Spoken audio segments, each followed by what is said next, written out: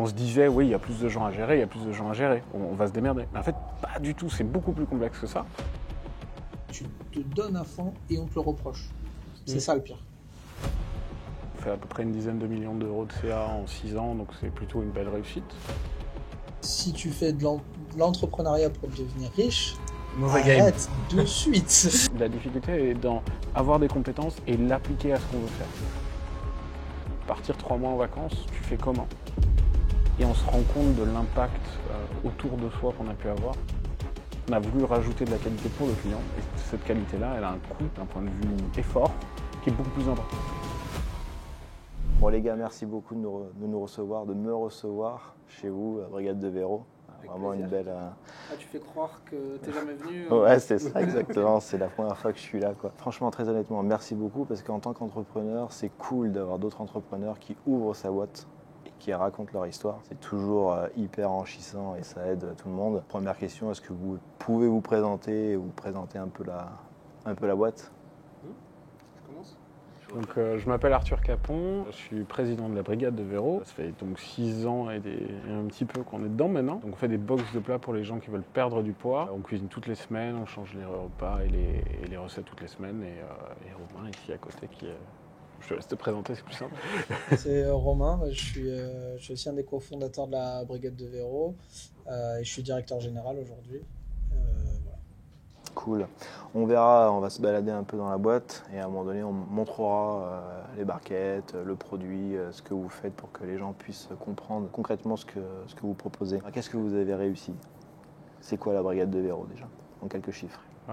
Alors déjà, ça fait 6 ans qu'on est dedans, on a à peu près 65 personnes qui bossent dans la boîte. On fait à peu près une dizaine de millions d'euros de CA en 6 ans, donc c'est plutôt une belle réussite. Je pense qu'un des grands succès, c'est d'avoir réussi à mutualiser plein de compétences au même endroit. Je prends l'exemple de Romain qui est sur du marketing digital, mais qui est tout autant capable d'aller en prod. C'est des métiers qui sont habituellement complètement opposés et qui se parlent très peu. Donc je pense que pour le coup, ça c'est un vrai succès. Et la capacité à avoir une 60aine de personnes qui bossent dans des boulots complètement différents et pour autant dans une même direction, c'est super intéressant. C'est pas facile tous les jours de garder la même direction, mais en gros pour moi ça c'est un énorme succès. Ok, on prévient de suite, c'est pas une interview en mode entreprendre c'est facile, il se passe jamais rien, etc.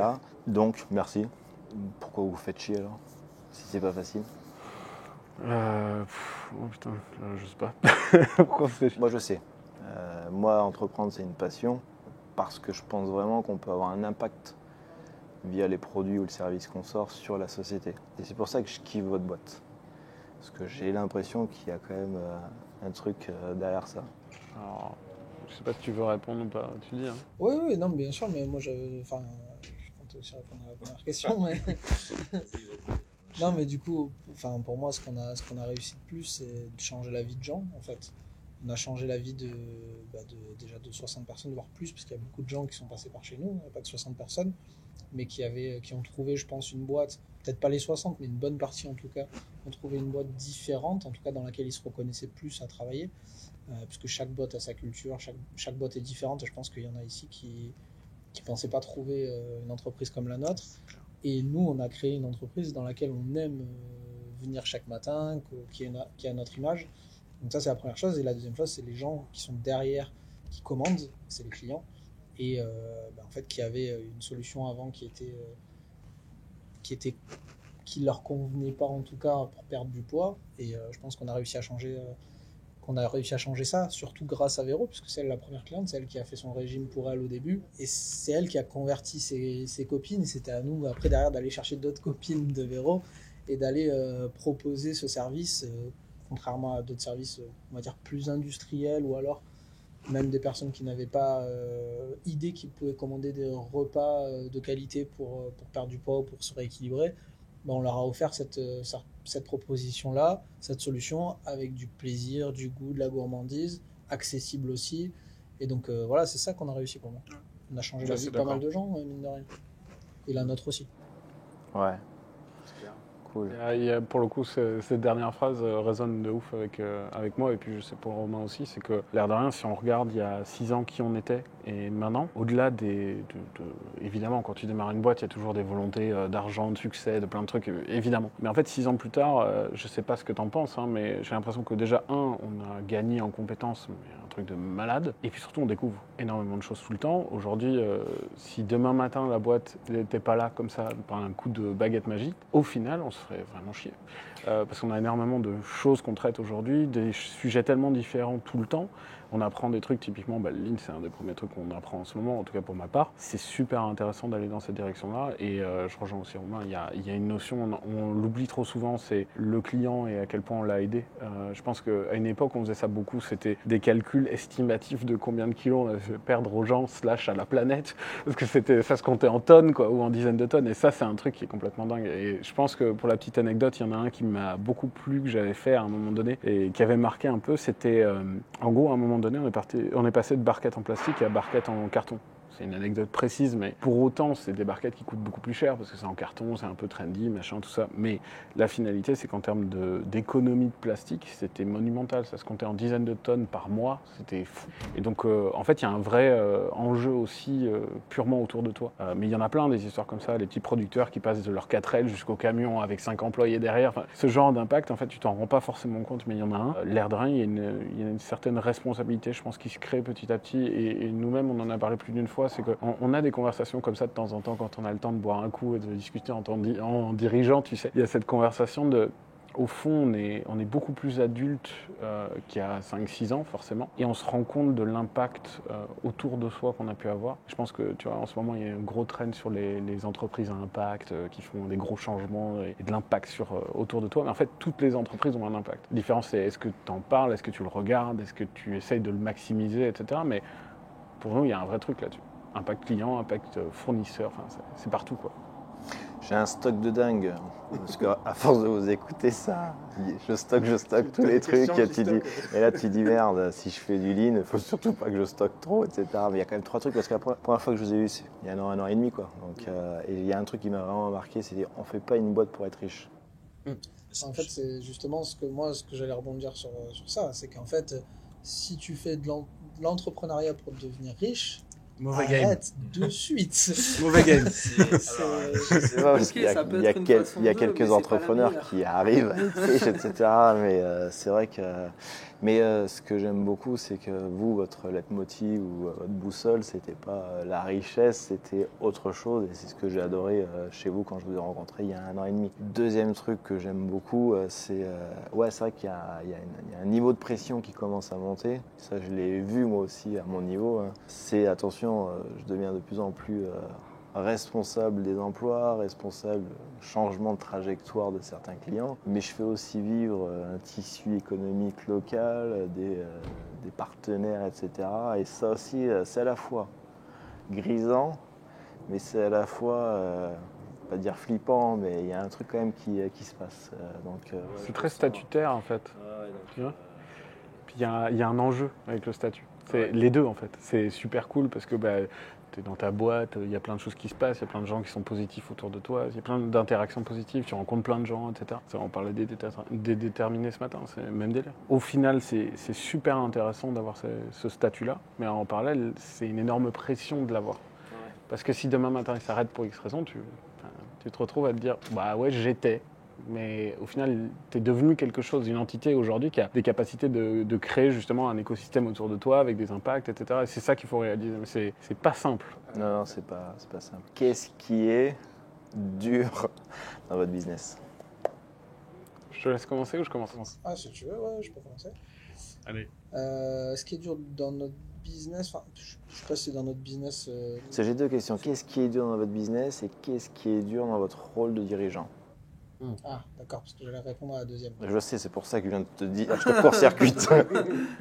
J'allais complètement répondre à la première. Ouais, business, marché, activité, démerdez-vous. Okay, vous êtes deux. Première partie sur la partie purement business et de manière générale le business model que c'est. En fait, ce qui est complexe dans un métier comme le nôtre, c'est... Il faut revenir à la base de pourquoi est-ce qu'on a créé ça. Pourquoi est-ce qu'on a créé ça ? C'est parce qu'il y avait des acteurs sur le marché qui faisaient un truc. pas comme nous on aurait aimé l'avoir, mais il faisait un truc. Ça avait le mérite d'exister. Et nous, on a fait, ok, on va faire tout l'inverse. Donc on a pris le parti sur absolument tous les sujets de faire l'inverse à chaque fois. Alors j'exagère volontairement le trait, mais on n'en est pas très loin. Sauf qu'en faisant ça, tu te rends compte que forcément les acteurs qui étaient déjà présents sur le marché avec une solution qui ne te convenait pas ont fait des choix comme ils ont fait. Pourquoi ? Parce que c'est moins cher, c'est plus facile, c'est tu vois. En fait, ils se sont auto-facilité la vie dans tous les sens. Et quand toi, tu analyses ce que tu fais, ou quand tu fais analyser le truc par quelqu'un qui est dans ce milieu-là, typiquement la food, en fait, tu te rends compte que tu t'es mis des bâtons dans les roues à tout niveau. Alors, c'est pour la bonne cause, c'est souvent pour le client et pour faire en sorte que le client soit plus heureux, que le produit soit plus qualitatif, etc. Mais on se rend compte que pour faire de la qualité, il y a deux options. C'est ou bien tu le fais extrêmement cher et là, tu peux pallier à tous les bâtons dans les roues, ou bien tu essaies d'être compétitif avec quelqu'un qui fait les choses très différemment de toi. Et donc, pour arriver à être compétitif et en même temps en te mettant des bâtons dans les roues, c'est là où tout d'un coup la difficulté se crée. Tu es en frais, c'est vachement compliqué. Tu as une DLC, donc une durée de vie du produit qui est courte, nouveau problème. Tu veux tout faire en interne, nouveau problème, etc., etc. Et en fait, on les aligne, si tu veux. Donc c'est basiquement dans l'offre produit, on a déjà expliqué à quel point c'était compliqué. Faire une box de plats cuisinés en interne, en frais, avec des produits locaux, français, machin, tout ça, de saison. Donc tu vois déjà toutes les complexités que tu t'es foutu, ne serait-ce qu'au départ. Ensuite, on disait en frais, livraison à domicile, nouvelles difficultés, etc., etc. Et en fait, tu les enchaînes et tu te rends compte que toutes les difficultés sont là. Donc pour répondre vraiment à ta question, je dirais qu'à tous les maillons de la chaîne, on s'est rajouté des difficultés, mais en rajoutant de la qualité selon nous. C'est-à-dire selon notre prisme, on a voulu rajouter de la qualité pour le client et cette qualité-là, elle a un coût d'un point de vue effort qui est beaucoup plus important. Ok, donc il y a un niveau d'exigence très très élevé sur la promesse que tu veux tenir à ton client ou à votre client. C'est vrai qu'on va se balader, mais moi je connais un peu la boîte, donc il y a pas mal de choses qui ont été mises en place en termes d'innovation technologique pour essayer d'avoir un truc qui tient la route d'un point de vue fraîcheur, puissance en termes d'aliments, etc. Mais ça a un coût. Et comment tu arrives finalement à faire en sorte que ça tienne d'un point de vue modèle économique, faire en sorte que le modèle soit viable, quoi. Et que tes clients soient hyper satisfaits de la promesse que tu as. Et tous les jours, j'ai l'impression que tu pourrais réduire en termes de qualité ou réduire sur ta promesse, mais non, vous ne voulez pas, vous voulez rester exigeant, quoi. Pour aller dans ton sens de tout à l'heure, tu disais justement un des trucs qui t'avait frappé, c'est le fait qu'on ne montait pas cette boîte pour faire de l'argent. Mais c'est totalement réel. Je veux dire, si demain matin tu veux faire de l'argent, c'est facile. Tu fais un produit à 15 000 balles, le produit, t'en vends 10, mais tu fais en sorte que ce soit un produit récurrent. Je prends un exemple tout bête, mais tu fais, on en parlait un petit peu tout à l'heure, mais faire une boîte de marketing ou simplement une boîte qui est en mesure de t'aider à passer sur Internet, par exemple, pour tous les gars qui ne savent pas le faire, tu peux facilement facturer des trucs à 5-10 000 euros le contrat, et en fait, en 2 secondes, tu fais beaucoup d'argent. Donc la notion de faire beaucoup d'argent et surtout beaucoup de marge n'est pas si complexe que ça. La difficulté, c'est quand tu rentres dans un nouveau marché, ou un marché qui est déjà établi, pardon, et que tu veux faire un nouveau produit qui est largement plus qualitatif que les autres en te mettant plein de bâtons dans les roues, c'est là où tout d'un coup ça devient très complexe de générer une boîte qui est à la fois rentable, qui fait du super boulot et qui ravit le client. Donc arriver à faire fonctionner cette espèce de triangle de valeurs, c'est très complexe l'air de rien. Mais c'est ça qui est intéressant. Et si je continue dans ce sens et après sur le côté difficulté, c'est quoi la promesse que vous présentez à votre client? C'est quoi la promesse? Alors, je pense qu'on a tous une manière de le dire. Évidemment, il y a la manière sur le site, tout simplement. Mais basiquement, pour moi, c'est conjuguer la cuisine de grand-mère à la notion de régime. Donc, c'est comment arriver à faire les deux. Ça dit exactement ce que ça veut dire. C'est la cuisine de grand-mère, c'est bon, c'est cuisiné à la mano, c'est riche, c'est souvent des produits qui viennent limite du potager juste en bas, etc. Et en même temps, la notion de régime. Donc, c'est qu'est-ce qui se passait quand tu allais manger chez ta grand-mère? Si tu as eu l'occasion, moi, j'ai pas eu vraiment l'occasion de le vivre, mais je l'imagine très fort. Donc, il y a le psyché qui est dedans. Mais basiquement, c'est bien manger, souvent assez lourd, c'est souvent assez tradi, c'est souvent fromage, machin, il y a beaucoup de choses dedans, c'est assez riche. Et au final, ça n'a aucune connexion avec la partie régime. C'est arrivé à conjuguer les deux. Et un bon exemple qu'on cite assez souvent, c'est la tartiflette. C'est tartiflette et light, bim, tu combines les deux, ça fonctionne, tu vois.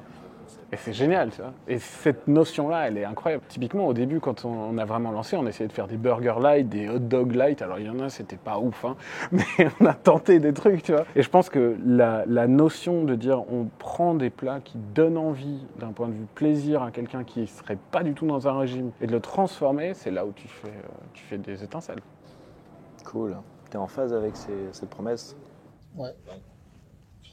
Non, c'est pas une Non, question mais piège. j'ai pas plus à ajouter, hein. Je vais faire de la redite. C'est très bien. La question qui est qu'est-ce qui est dur en tant que dirigeant, alors les valables dirigeant, manager, team leader, etc. Moi je sais que quand j'ai monté ma boîte et après que j'ai grandi, etc., j'ai appris un truc, c'est que finalement la personne que j'étais, qui avait réussi à faire grandir la boîte de 5-6 à 20, et puis après à 30, devait mourir pour pouvoir faire donner naissance à une nouvelle personne et c'est pour ça que dans les aventures entrepreneuriales, les bouquins, etc., tu as des expériences où le gars s'en va, où la femme s'en va et elle dit good enough, je suis arrivé à la limite de ce que je sais faire, etc. L'idée du lean, c'est non, je vais aller chercher des nouveaux sujets sur lesquels il faut que je progresse. Donc moi, ma question est qu'est-ce qui est dur là ces temps-ci en tant que dirigeant? Et donc, quel est le sujet sur lequel vous êtes en train de bosser ou progresser, quoi? Tu as envie de commencer? Ouais, vas-y, je vais commencer. Ouais, j'ai mes réponses aussi, donc t'inquiète. Vas-y. Ouais, moi je trouve que ce qui est difficile, c'est surtout moi avec mon caractère, on a lancé la boîte 4-5 personnes, on faisait tout nous-mêmes, on avait une vision du truc, c'était entre nos mains, donc c'était facile. Enfin, c'est jamais facile de créer un produit, de toutes les semaines changer, innover, mais quand c'est toi qui le fais, c'est toujours beaucoup plus facile et tu le fais à ta manière, tu le fais comme tu le veux, tu peux écouter le client, tu peux en même temps cuisiner, tu peux en même temps impacter le menu, tu peux en même temps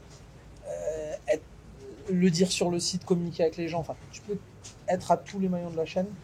En gros, ce qui est difficile, c'est que du coup, tu n'as plus tout entre les mains, tu dois du coup avoir les bonnes personnes, leur transmettre de la bonne manière pour qu'ils fassent les choses comme entre guillemets toi en tant qu'entrepreneur et comme ton client le veut. Et c'est ça qui est le plus difficile parce que en plus quand tu es une jeune boîte, tu n'as pas beaucoup d'argent pour recruter des personnes qui ont déjà fait le job ou qui ont beaucoup d'expérience. Donc souvent tu fais des recrutements de juniors, donc il faut leur apprendre le métier en même temps la boîte. En même temps toi tu n'as jamais été manager, donc il faut aussi que tu apprennes le management en même temps.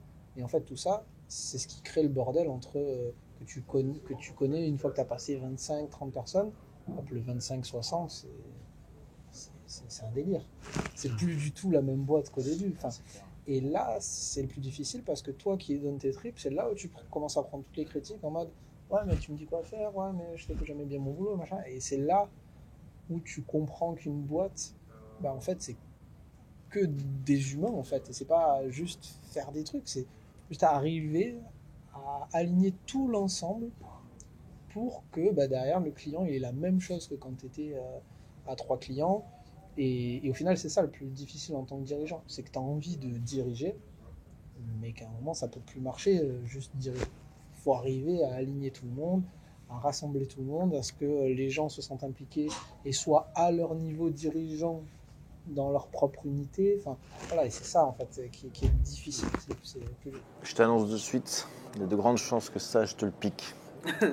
Il faut que les gens deviennent des dirigeants de leur envie. Celle-là, il y a de grandes chances que je te la pique, j'adore. C'est normal, et en plus je le rejoins totalement. Je pense que pour le coup, vraiment, et je le rejoins totalement, le passage de 20 à 60 personnes est un changement qu'on n'avait pas anticipé comme étant aussi diamétral. C'est-à-dire qu'on se disait, oui, il y a plus de gens à gérer, on va se démerder. Mais en fait, pas du tout, c'est beaucoup plus complexe que ça. Surtout, il y a énormément de communication parasite qui se crée, etc., qui fait que le fameux téléphone arabe devient une réalité tout d'un coup. Tu dis un truc à un mec et puis le soir même, c'est devenu complètement autre chose, etc. Enfin, c'est assez complexe à gérer. Et pour revenir un petit peu sur ta question au départ, parce qu'elle est très... pour moi, elle me parle de ouf, c'est tuer l'ancien pour devenir le nouveau, et je te rejoins à 100%. Moi-même, typiquement, c'est un truc que j'ai découvert, tu vois, je me suis pris un coach pour dirigeant. C'est un concept, hein. Un mec avec qui tu coaches, c'est un psy un peu amélioré, mais j'exagère volontairement le trait, mais un des trucs qui m'a intéressé beaucoup là-dedans, ça fait 1 an et demi que je bosse avec lui, c'est qu'au final, la personne que j'étais et la personne que je suis maintenant sont deux personnes assez différentes, l'air de rien. Une personne énormément dans le besoin de se prouver, l'émotionnel, tout ça, qui est en fait normal, hein, c'est une construction basique de qui tu es, et puis en fait derrière, le dirigeant et qui tu dois être. Et on parlait de statut tout à l'heure, là, mais en fait c'est un vrai sujet. Comment tu arrives à faire en sorte d'incarner le statut que tu as maintenant. Et en fait, ça te demande, comme tu le disais, de tuer l'ancien pour devenir le nouveau. Et ça te demande aussi, par exemple, nous-mêmes, on a eu plein de couacs, etc., parce qu'on n'arrivait pas à se comprendre à certains moments, alors qu'on se comprenait très très bien à une époque. Et en fait, le débat, c'est d'arriver à comprendre que chacun a beaucoup plus de problématiques qu'avant, et que surtout, tu dois être capable de... J'aime beaucoup cette notion-là, mais faire preuve de douceur.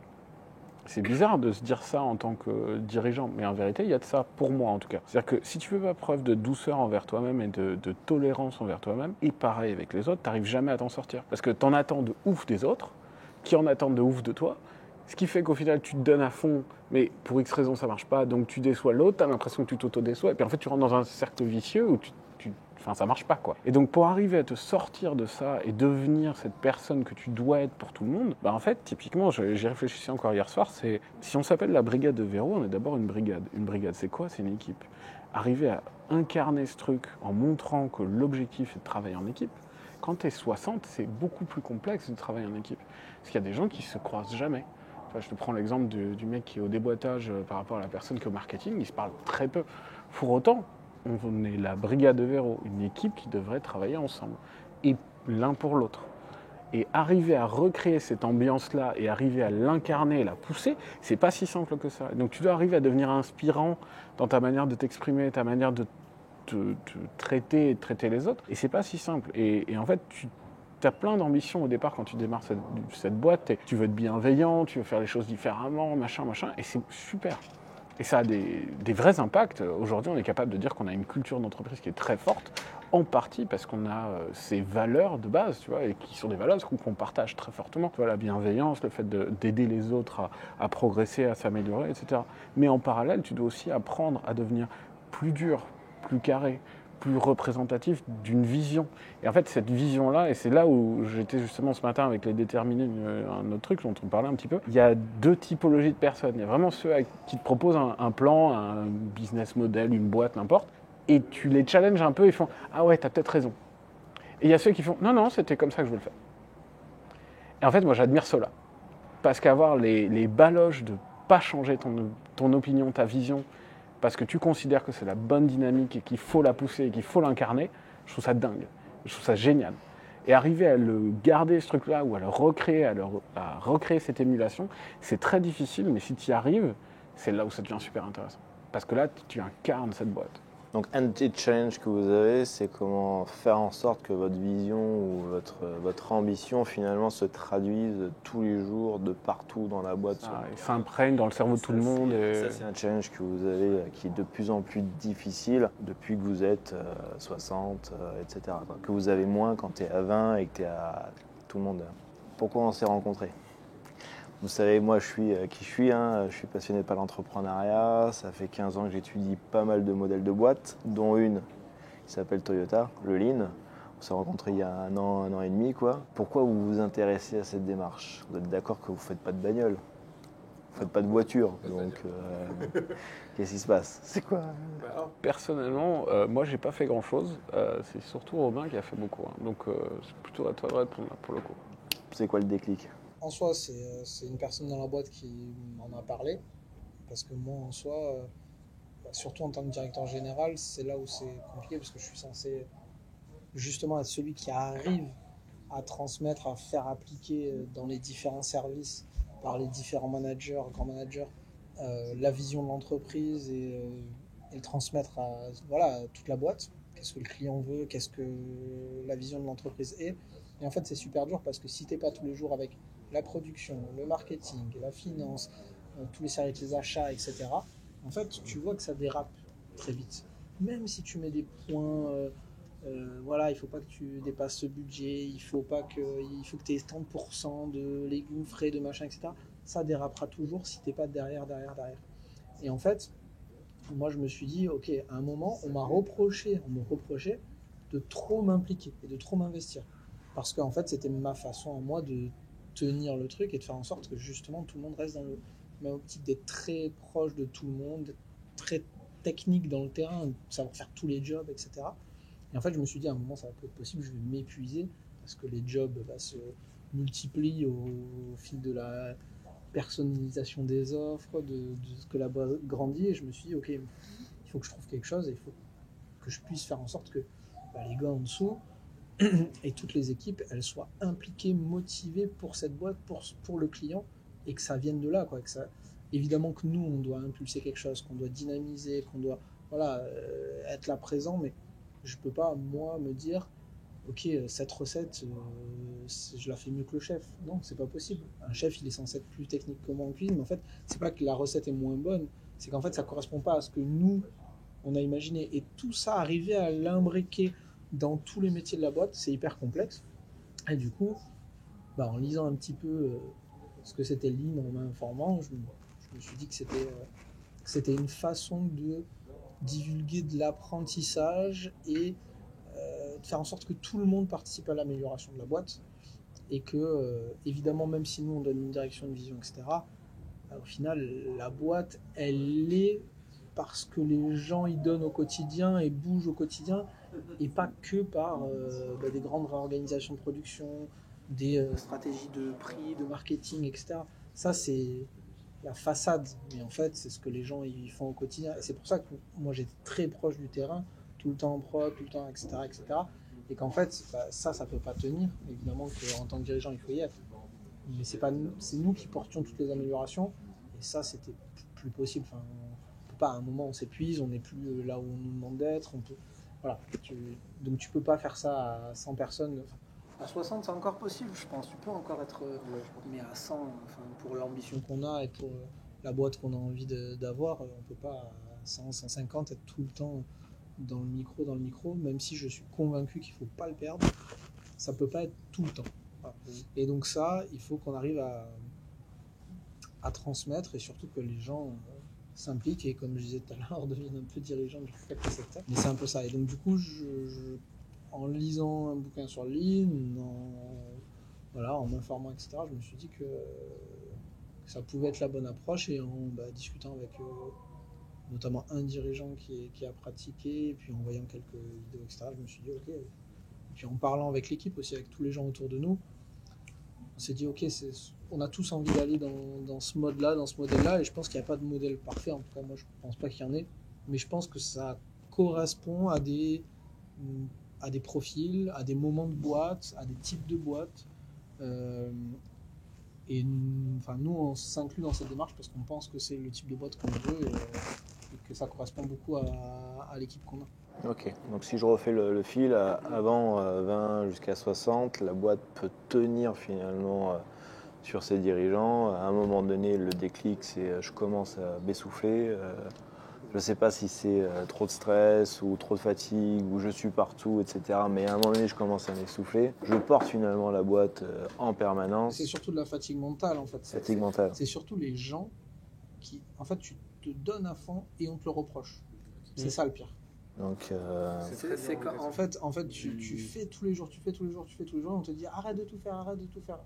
Mais en fait, je le fais parce que je suis content de le faire. Je suis trop content de faire 60 heures semaine, etc. On s'en fout, je me régale. Ah merde, t'as pas trouvé le truc pour pas faire 2 heures, être riche et te faire plaisir en même temps, non? Ah merde, t'as pas tout. On a essayé, mais... Du coup, t'as envie de continuer là-dedans. Et en plus, souvent, quand même si t'as des reproches, t'as quand même des équipes impliquées parce que t'es proche, t'es au cœur du truc et tout ça. Okay. Mais à un moment, tu commences à prendre des reproches de ouais, mais il faut demander à Romain avant tout le temps, etc. Tu te dis, bon, c'est pas possible. Pour répondre tout simplement à ce que tu posais comme question, au-delà de comment on s'est rencontrés, ou en tout cas comment ça a débuté cette réflexion pour se rencontrer, moi je rejoins pas mal Romain, c'est que en fait la position de dirigeant est très complexe. Dirigeant général, c'est encore pire, dans le sens que tu as une double pression, parce que forcément tu as une pression de il faut réussir pour cette boîte et pour les dirigeants, etc. Donc tu as une pression purement financière et puis liée au tableau financier, au BP, etc. Et en parallèle, tu as une pression du staff qui veut faire en sorte d'avoir de l'aide et de bien comprendre ce qu'il fait, etc. Donc c'était une position, et c'est une position dans laquelle Romain est, qui est très complexe à vivre. Et même nous, on avait pas mal de mal à la gérer. Je pense tout autant que la notion de faire du lean, elle vient aussi, en tout cas pour moi, d'une image que j'ai souvent en tête. On parlait justement de tuer l'ancien pour devenir le nouveau. En fait, pour moi, la position de dirigeant, c'est souvent être tout seul sur un poteau assez haut en bois, si tu veux. Et dès que tu as un coup de vent, le poteau, il se penche. Tu vois. Et des fois, le coup de vent, c'est plutôt positif et tu te penches dans le côté positif. Des fois, c'est tout l'inverse. En fait, ce que je veux dire par là, c'est que comme toute structure classique, si tu fais juste un poteau comme ça, il est extrêmement fragile, il peut partir dans tous les sens. La problématique, c'est de commencer à faire ta structure ou ton armature autour avec des gens qui sont suffisamment solides pour te soutenir. Et en fait, pour le traduire dans une phrase toute bête, c'est si un jour tu veux, je sais pas moi, partir 3 mois en vacances, tu fais comment ? Et en fait, quand tu te mets dans cette position-là, tout d'un coup, tu réalises que, tu peux pas être central, que tu dois faire passer le taf à tout le monde et faire en sorte que chacun comprenne ce qu'il fait, pourquoi il le fait, comment il faut le faire, etc. Et en fait, ça te demande deux manières. C'est-à-dire, ou bien tu passes un temps monumental à former tout le monde pour qu'ils fassent exactement comme toi tu le faisais, ou bien tu leur apprends à le faire selon la vibe de la boîte, et donc tu apprends donc la culture d'entreprise aux gens. Et ça, c'est extrêmement compliqué à faire passer parce que c'est principalement du subjectif et du... C'est un écran de fumée complexe à bien comprendre. Et comme le disait Romain tout à l'heure, c'est qu'en fait, c'est pas le cuisinier ou le chef de cuisine qui est meilleur que nous ou moins bon. C'est qu'en fait, la difficulté n'est pas dans avoir des compétences, la difficulté est dans avoir des compétences et l'appliquer à ce qu'on veut faire et à la vision qu'on a. Et c'est ça qui est très compliqué à faire passer. Et donc je pense que le vrai sujet, c'est que ce soit avec le Lean, mais de manière générale avec la formation qu'on essaie de suivre, nous, en tant que dirigeants, c'est d'arriver à se sécuriser pour qu'en fait on ait moins ces up and down et ce côté changeant, quoi. L'idée du Lean, c'est ça déjà, en tant que dirigeant, tu changes d'avis sur ta posture managériale. Donc plutôt que d'être dans une logique, je vais définir des process, je vais faire en sorte que les trucs tiennent, et je vais passer beaucoup de temps à vérifier que les gens exécutent les bonnes choses. Je vais plutôt focaliser mon attention sur est-ce qu'ils ont tout pour réussir en termes de conditions de travail et les former à mort pour que ce soit eux-mêmes qui puissent être maîtres de leur environnement. C'est pour ça que le côté dirigeant, leur espace, j'aime beaucoup pour pouvoir les amener à progresser. Donc il y a vraiment un côté, je change d'avis sur le management et je ne m'attends plus à manager le comportement et l'exécution, mais je manage plus un environnement et surtout l'apprentissage des gens. Ça, c'est difficile parce que tu as des profils de personnes très différents dans une boîte. C'est au cas par cas. Et du coup, voilà, c'est ça, c'est qu'en fait, tu te dis, bon, bah, super, on va donner du pouvoir aux gens, on va leur donner tout pour s'impliquer, ils vont pouvoir progresser, tout ça. Mais on a des profils aussi Qui veulent pas, voilà, qui s'intéressent pas. C'est pour ça qu'on... entre guillemets exécutants, mais pas au sens péjoratif. Ouais, non, t'inquiète pas. Qui sont confort avec certaines tâches, et du coup, bah, ça soulage aussi les équipes, Ouais, parce que c'est des tâches qu'eux, ils ont envie de faire, ils n'ont pas envie de se prendre la tête avec d'autres trucs. Et c'est d'arriver à jouer avec tout cet environnement-là, et d'arriver à ce que toutes les personnes, même si c'est pas possible, soient heureuses dans leur boulot, malgré le fait que tu appliques une méthode et que voilà, il faut arriver à être, à être très personnalisé dans ton management et dans ce que tu vas y mettre, dans l'apprentissage que tu vas donner à chacun. C'est assez complexe. C'est pour ça, au final, moi, au début, j'ai commencé ma carrière, j'étais facteur. C'était un de mes premiers jobs. Je me disais, mais pourquoi les managers, c'est des gens qui n'ont jamais fait facteur? En fait, maintenant, je comprends. C'est qu'en fait, le management, c'est hyper complexe. Ah oui, mais tu dois tout maîtriser. Hein. Tu as tellement de trucs à maîtriser. Et en fait, le manager, c'est pas le meilleur technicien. Sinon, voilà. Et ça, tu le comprends au fur et à mesure en pratiquant. En ayant de la posture, en ayant des gens qui viennent te voir avec des problématiques différentes. Et voilà, un manager, c'est pas quelqu'un qui fait du planning. Voilà, juste par rapport à votre histoire, ce que tu me disais par rapport à la communication entre services, je pense qu'il y a vraiment un truc sur lequel il faut vraiment investir, c'est sûr. À chaque cellule, à chaque service, il faut être hyper clair sur qu'est-ce que veut dire réussir. Il y a un objectif commun au niveau de la boîte, la fameuse boussole, on en a déjà parlé, qu'est-ce qu'on cherche à réussir et est-ce que tout le monde est aligné sur cette boussole. Et régulièrement, en tant que dirigeant, je m'assure que tout le monde est en phase avec ça. Mais par contre, qu'est-ce que ça signifie par rapport à chaque équipe et comment les gens s'approprient leur propre succès. Toi, le pire des trucs en tant que manager, c'est de s'approprier le succès des gens. Ça, c'est le manager toxique. T'as le manager aussi la météo. Je sais pas si ça vous arrive, mais c'est cool les gars, vous avez fait tel score, etc. C'est cool, c'est super, merci en termes de manager. Celui-là, et le deuxième qui est je m'approprie les résultats. Donc c'est pour ça que le truc c'est est-ce que les gens sont en train de réussir, est-ce qu'ils comprennent le challenge et tout ce que vous êtes en train de mettre en place dans la boîte, c'est les fameux environnements visuels pour savoir ce que vous êtes en train de faire. Et deux, c'est quoi les problèmes qui vous empêchent d'y arriver et qui a envie de prendre quel problème. Et je vous rejoins, il y en a qui sont pas spécialement joueurs ou ils n'ont pas envie de s'impliquer plus que ça.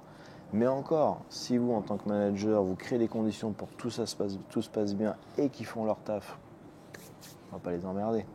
Par contre, il y en a, et je sais, j'ai commencé à me balader, qui ont grave envie, et ceux-là, vas-y. Et c'est pour ça que l'idée, c'est qu'on ne voit plus les problèmes comme un truc hyper anxiogène. Je ne sais pas si vous l'avez vu, ce délire de problèmes. On est plutôt heureux de voir des problèmes, parce qu'on va les résoudre, et c'est ces problèmes-là, résolus une fois, deux fois, trois fois, qui va faire grandir les gens. Donc je pense que ça vaut le coup d'investir sur le management visuel pour pouvoir embarquer les équipes. Et merci beaucoup d'avoir ouvert votre boîte, partagé. Moi, je suis hyper heureux de papoter avec vous régulièrement. Est-ce que vous avez un petit mot de la fin ? Toi, tu es pressé, donc le petit mot de la fin. Il faut se lancer. Il faut se lancer. C'est quoi le prochain petit pas ? Le prochain petit pas, donner une boussole à notre chef de cuisine. Ah, cool. Génial. Voilà. J'ai envie de dire déjà d'abord lui demander sa propre boussole, avant d'abord de lui donner. Parce que je me dis qu'il y a peut-être... Cool, super bien. Et toi, ton prochain petit pas ? On en parlait tout à l'heure, c'est, je pense, clarifier suffisamment bien cette fameuse boussole de la boîte, et là on parle en macro, pour la représenter à 200%. Moi je dis que ça vaut vraiment le coup d'investir dans une salle, tu sais, les Japonais appellent ça l'OBA, mais vraiment une salle où régulièrement les équipes se rejoignent. C'est quoi le grand challenge du moment, c'est quoi, tu sais, on en parlait tout à l'heure, afficher finalement la prod, etc., les endroits où il y a des emmerdes, et régulièrement qu'est-ce qu'on est en train de faire pour pouvoir les résoudre, quoi. Ouais, je pense qu'à un moment donné, en fait, dans un parcours de boîte, tu as tendance à te perdre de temps en temps. Et tiens, il y a plein d'idées, tout ça, et des fois elles sont bonnes, des fois elles sont pas bonnes, machin. Et quand tu as tellement d'informations qui passent à travers ton cerveau, des fois tu as moins les filtres qui fonctionnent, tu sais. Et je pense que le fait de poser une boussole, comme on l'appelle, mais en soi, c'est les grandes valeurs, la grande vision de cette boîte, et la poser bien clairement sur papier, pour ensuite, toi, en tant que dirigeant, la représenter et être capable de vraiment, si tu veux, ça redevient ton filtre en fait. Ouais. Et tout d'un coup, à chaque fois qu'on te propose une idée, tu la filtres à travers ça, et en fait, tout d'un coup, tu n'es jamais en désaccord. Ce qui permet aussi à nous deux d'avancer beaucoup plus vite, parce qu'on sait qu'on pousse dans la même direction et qu'il n'y en a pas un qui fait c'est l'orientation. Des tours, quoi. Voilà où est-ce qu'on veut aller, est-ce que vous êtes OK, et une fois que les actions que vous allez prendre, normalement, est-ce qu'elles matchent, elles ne matchent pas, quoi. Donc, ouais, c'est cool. Donc, je pense, pour répondre à ta question, le prochain petit pas, c'est probablement travailler un petit peu pour être bien clair sur quelle est cette boussole, qu'est-ce que ça veut dire véritablement, et puis ensuite l'incarner à 200% tout le temps, quoi. Top. Merci beaucoup, infiniment. Merci à toi. À plus tard, bye bye.